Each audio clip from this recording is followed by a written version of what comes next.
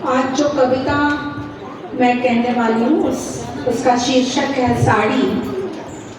अपने देश का इतना खूबसूरत पहनावा है और मुझे उससे इश्क है। मैं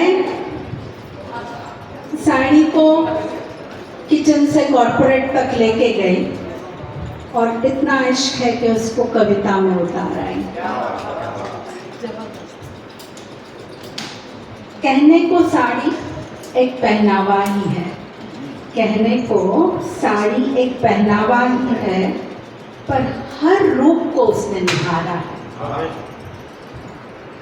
कहीं तू किसी की आरज़ू बन बैठी, कहीं तू किसी की आरज़ू बन बैठी, और द्रौपदी के आबरू में आज भी तू है बसी, और द्रौपदी के आबरू में आज भी तू है बसी। मेरे जन्म से तूने साथ है निभाया। गौर कीजिए अगले पंक्ति पे, मेरे जन्म से तूने साथ है निभाया, इस धरती पर आते ही तुझी में लिपटा पाया। इस धरती पर आते ही तुझी में लिपटा पाया, ममता के हर रूप में तुझे पाया। ममता के हर रूप में तुझे पाया, कभी मूंछों वाला माँ का पोछा और कभी आँख के धार का बांध बन बैठा। डर के साए में आंचल बनाई, डर के साए में आंचल बनाई, उसी बहाने मैं माँ को गले में लगाई।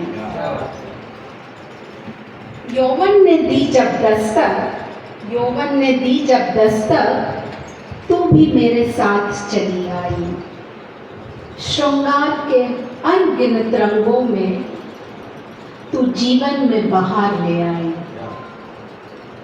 डोली में मेरे साथ तू भी चढ़ाई, डोली में मेरे साथ तू भी चढ़ाई, रेशम मखमली बनकर रानी सी सजाई। तू संग संग मेरे अब तक चली आई, तू संग संग मेरे अब तक चली आई, खुशी के हर त्योहार पर नए सिरे से तू मेरे घर चली आई।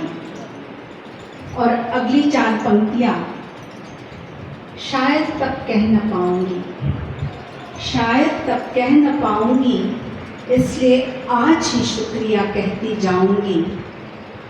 अंतिम समय में तुझी में लिपटी जाऊंगी। क्या बात, बहुत।